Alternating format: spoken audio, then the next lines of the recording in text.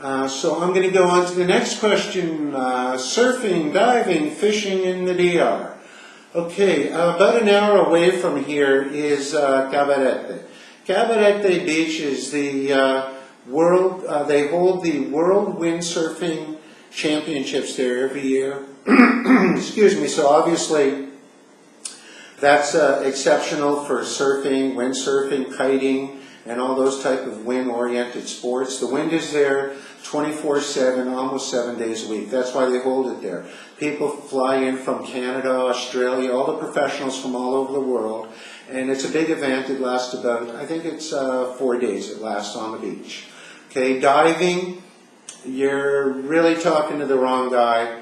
I used to be a freelance underwater photographer, and I've been all over the world freelancing for magazines and freelancing for publications, and they've even used some of my underwater photography in Cayman Islands on their postage stamps, which is kind of neat.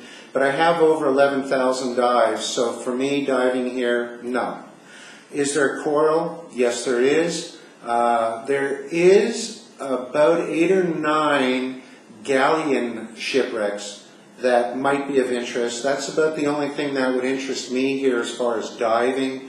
If you want to go more into the diving spectrum, this honestly would not be, if it's a be-all end-all for your decision, I'm just being straight with you, this would not be my choice, okay? Because like you guys know from following us, I've been on every Caribbean island, I've been on every island in the South Pacific and most of the Pacific Rim, and this just doesn't cut it for that.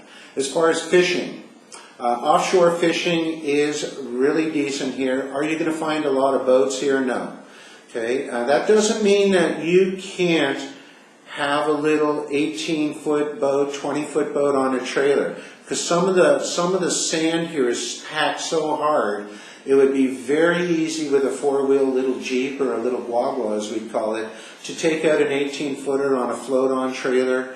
There's also one lagoon here called Laguna GriGri in Rio San Juan, which, although we personally don't know anybody, I can easily find out who is looking after the boats there, and you want to give him a little bit of, a little pay, a few pesos to keep an eye on the boat, that kind of thing. I could find out because a good friend of mine, Randy, who does charter fishing here, does keep his boat there. But fishing is relatively good.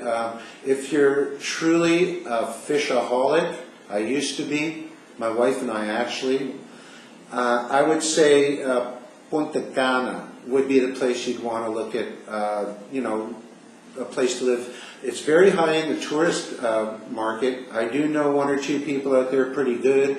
I can give you a name and number, and you can venture out there on your own, and I know they'll be there to meet you, so I wouldn't worry about that. But I'm not an expert of that area. This is a large country now.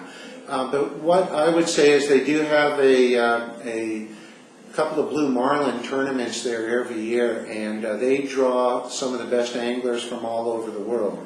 And some of the best charter captains from all over the world. Typical catch on a week there for a marlin tournament is about 50 to 60 catch and release in 1 week. And there's about 26, 27 boats that are in the tournament. So that's a pretty good net for 1 week, okay? But it is all catch and release. That is by far the best fishing I know. Here we have mahi, which some people call dolphin, bullheaded dolphin, cow dolphin. We have some tuna. We have skipjack.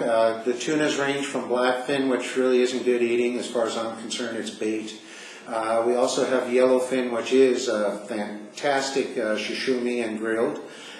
We also have wahoo, Cabarete they call it here. Dolphin is dorado in Espanol. And so we do have your local game fishes and things like that.